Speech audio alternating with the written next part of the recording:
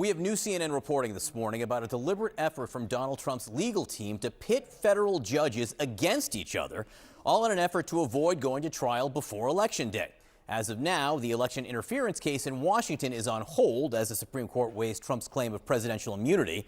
Now, on Friday, the judge in the Mar-a-Lago classified documents case holds a crucial hearing on timing in that case, and the Trump team hopes it will set off a chain reaction that could last past Election Day. CNN's Caitlin Polantz is here for your inaugural appearance on the 7 a.m. edition of CNN News Central. Caitlin, what have you learned? Well, John, Donald Trump doesn't want to go to trial. That's not new, but the strategy that he is going to be employing through his lawyers does appear to be something we're going to see play out in the coming days. So right now, Trump is set to go to trial in New York in his hush money case at the end of March. That'll block out the calendar for him to be in trial as a criminal defendant late March to about mid-May. Then the calendar's open after that, and there are two federal cases that are vying for the possible places on that calendar. There's the possibility that that January 6th case in Washington, D.C. could get back into the hands of the trial court and could be headed to trial. And then, of course, his Florida documents case.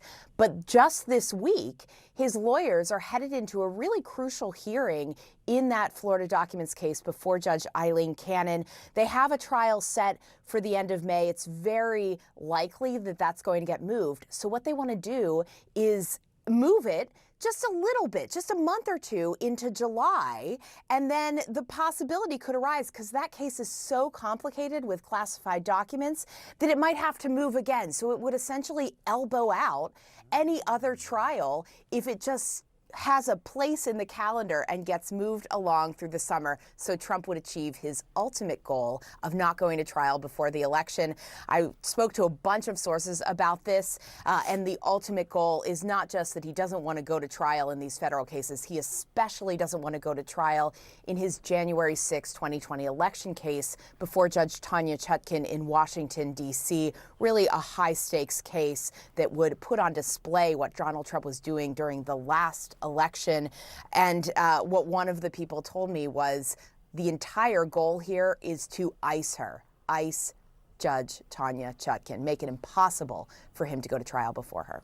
I think we call that a bait and switch, Caitlin, or the legal term might be Lucy in the football. Caitlin Polantz, thank you very much for your reporting on this. We'll talk to you again soon. Kate.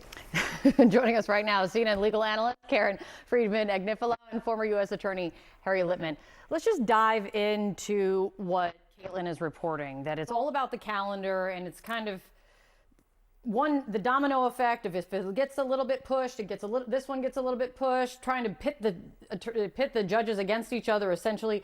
Does this make sense as a strategy? Yes.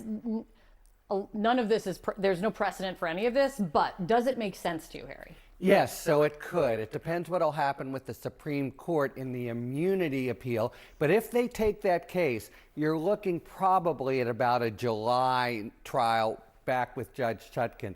And really, you could say Lucy in the football. I think in basketball, the term would be a moving pick, because the idea is that Trump will use his fairly simpatico judge so far in Mar-a-Lago, Judge Cannon, to move things a little, then a little more, then a little more. They'll block July, that's the hope, but then they will move it thereafter, later, after Judge Chutkan's already been sort of boxed out. That's the play here. If that's the play, and it's being reported on and it's known, is there anything a singular judge can do to avoid being iced out, boxed out, being part of this play, Karen? I mean, what do you see here? So it's clear that that's what's being done, because delay has always been Donald Trump's tactic. He doesn't want to face any of these cases. But federal practitioners, state practitioners, judges, anyone who practices trial law or criminal trial prosecution, everybody knows what is going on here. This is not news to to any of the people involved. And so that's why they will make sure that they aren't used as a pawn in this game. If these cases can go, they will go. So I am not as concerned from a strategic standpoint. It's really just a matter of whether they can fit these cases in and whether there is enough time. As Harry said, waiting on the Supreme Court is really the key as to when Judge Chutkan's case will go. Everybody knows that the Cannon case is not going in May, despite the fact that she won't take it off the calendar. So that is clear to the people involved. It seems someone looking from the outside in might think, okay, so one gets pushed and another has to be pushed back. Is there a universe of possibility that how the calendar lines up, some of this overlaps? Very much so, and of course, that's the thing about a criminal trial. The defendant actually has to be there. So a judge won't schedule it for it actually to be overlapping, but they talk to one another, and there's, we already know that they sort of check in, when will yours really go, et cetera. Judge Cannon, though, is the big variable here because to all appearances, she now has a whole set of motions that could push things a little more. We'll know Friday. She has a scheduling hearing, and it's already pretty clear she's going to push it just on what she's done so far before even this whole set of motions came in last week. So she could go to about July, and that would encumber things if it stays there, and of course it may well not stay there. Because when it comes to what Judge Cannon is faced with, there is the very complicated element of classified documents that are involved in this case. Is that going to be the core of any delay, any push? Is just everything that out of necessity is involved with classified documents? It doesn't have to be, but it could, for sure. And Donald Trump, one of the motions that he has made is he wants access to more than stuff that's relevant to the case. He wants access to documents in... That's where some of the fighting is about, right? Correct, to things that have nothing to do with the case, and that's causing a delay. So in some ways, it's unclear whether he actually wants these irrelevant documents or whether he's utilizing this as a way to just continue to push the case so that there is delay. One quick she question. Tends to be indulgent on that where other judges aren't, so it could always be a hearing, briefing, et cetera, and the weeks tick off. One quick question beyond court dates. There's also time pressure that Donald Trump seems to be under to start putting up money for the civil judgments that have come against him. A reminder to everyone, Donald Trump is ordered to pay $355 million penalty plus interest now in the civil fraud case, and he faces an $83.3 million judgment in the defamation case brought by E. Jean Carroll. Trump, he's vowed to appeal, but that doesn't necessarily stop the clock in terms of when he needs to start putting up some kind of money. What happens here? Yeah, on the contrary, it starts the clock. So last Friday, that big judgment, $350, maybe $450, depending on interest, is now ticking. He has 30 days to put up a big bond, and if he doesn't have the cash, and we really don't know about his liquidity, it looks like he's going to have to post collateral and maybe encumber or even sell some of his landmark crown jewel buildings. Yeah, so add that to the calendar of things that we really have to keep an eye on. It's great to see you guys. Thank you so much for coming in.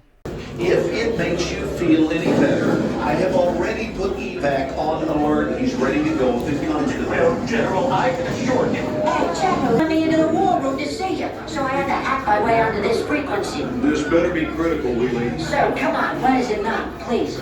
Okay, couple of things. I'm running low on the dough. I was thinking about taking a couple of months sick leave, maybe starting today. And, oh yeah, I intercepted a transmission from Megatron. Then send it through. Yes, sir, right away, sir. And so I'll assume that we're going on the other stuff. This is your last warning, insects. Relinquish what remains of the Allspark. So who's the insect? You? What? Who's the insect? Protect you. They were defeated on our world, and we will defeat them here. This was just a diversion. Security, please bring up. Ravage, he's already inside. Deeds! Give me an update on that reserve. Boss readiness. What was his name? What was it? Evac, sir. Right, evac.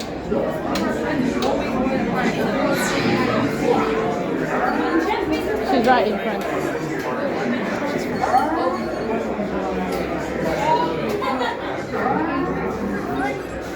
facing a heavy sustained attack.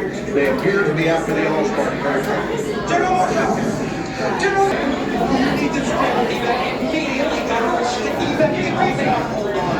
National Security Advisor! Stand down! Check it out!